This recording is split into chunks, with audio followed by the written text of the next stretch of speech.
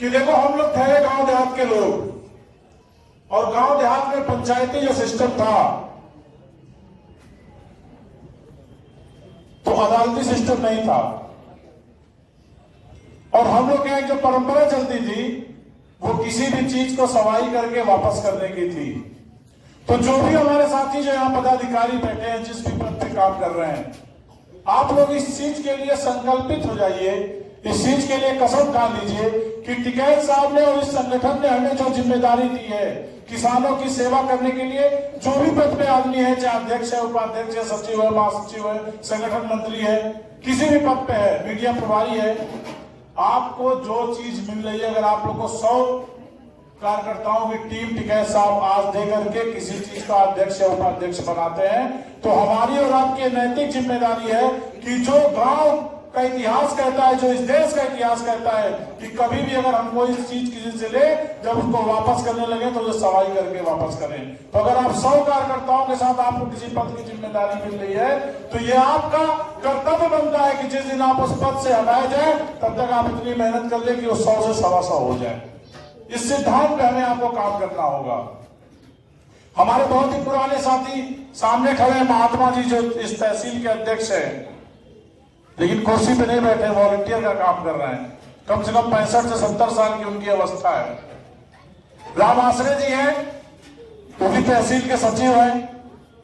कुल्लू भारतीय है, वो भी जिले के सचिव हैं, लेकिन यहाँ आज वो सचिव नहीं, वॉलंटियर के तौर पे काम कर रहे हैं। इसमें देखने की बात ये नहीं कि ये पदों पे है, इनसे सीखने वाली बात ये है कि ये अपनी जिम्मेदारी कैसे निभा रहे हैं। आजकल एक नारा चलता है, एक प्रचार का माध्यम चलता है कि जो दिखता है वही दिखता है।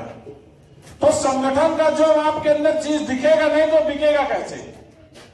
हमारी बहनें आई हैं, मंजू पाठक जी आई हैं, संगठन का इन्होंने संघर्ष देखा और पिछले कई महीनों से ये संगठन के पदाधिकारियों के और जो सदस्य हैं उनके कार्यों को में सहायता करती आई हैं और प्रभावित हुई संगठन से।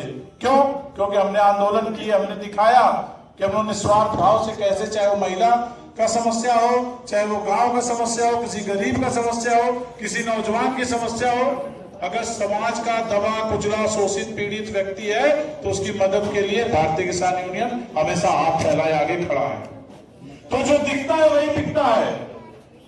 जब आप टोपी नहीं लगाओगे, जब आप डंडा लेके नहीं चलोगे, जब आप झंडा लेके नहीं चलोगे, तो जब प्रचार ही नहीं होगा तो लोग आपसे कैसे जुड़ेंगे। उस चीज को आपको अपनी दिनचर्या में ढालना पड़ेगा। यहां भी ऐसे लोग हैं, यहां भी अभी ऐसे लोग हैं जो 24 घंटे अगर सोना उनका छोड़ दिया जाए तो अगर वो घर से बाहर निकलते हैं तो टोपी लगा के निकलते हैं या हरी पगड़ी बांध के निकलते हैं। साइकिल से चलते हैं लेकिन साइकिल में किसान यूनियन का झंडा जरूर लगाते हैं। तो वो बड़े नेता हैं, वो बड़े हितैषी हैं, हम लोग बड़े हितैषी हैं। हम लोग बड़े हितैषी नहीं है, वो बड़े हितैषी हैं संगठन के और इस देश के किसानों के, जिन्होंने अपने आप को यूनियन के रंग में डाल लिया। तो हमें और आपको उनसे देख करके सीखना पड़ेगा। कौशाम्बी से आए हैं बाबा जी, पिपरी थाने के पास ये रहते हैं। इनका भी 24 घंटे में 12 साल से देख रहा हूं संगठन में हूं कि ये 12 साल से इनकी यही दिनचर्या है। बहुत से साथी हैं यहाँ पे बैठे हुए हैं, सबका नाम होगा तो साफ हो जाएगा। हमारे फूलचंद तिवारी जी भी बैठे हुए हैं, बहुत पुराने कार्यकर्ता हैं, कम से कम 25 साल पुराने कार्यकर्ता हैं। लेकिन ये लोग जब बाहर निकलते हैं, किसी से नहीं बात करते हैं, फिर भी मैसेज जाता है कि भारतीय किसान यूनियन के लोग जा रहे हैं।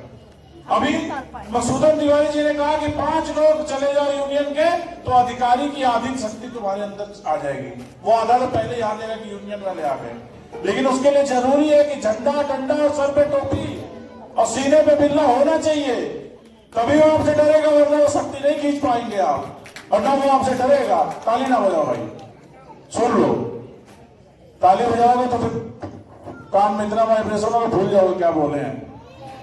दूसरी चीज कि जो यूथ है, यूथ किसी परिवार का हो या किसी समाज का हो, हर व्यक्ति को युवाओं से बहुत बड़ी उम्मीद है, क्योंकि जो यूथ है उसको हिंदी में युवा कहते हैं, और युवा को जब आप उल्टा करेंगे तो वायु, जिसकी जरूरत शायद सबको है, तभी हम लोग यहाँ जीवित बैठे हुए हैं। और वायु की आवश्यकता तो सबको है, लेकिन जो वायु है मतलब असली जो युवा है वो जब तक तूफान का रूप नहीं लेगा तब तक इस समाज में परिवर्तन नहीं होगा, और तब तक इस समाज में जो प्रताड़ना, जो समाज में तानाशाह, समाज में जो जातिवाद, समाज में जो मजहब के नाम पे लड़ाने वाले लोग हैं, तब तक उनको तोड़ जवाब नहीं मिलेगा।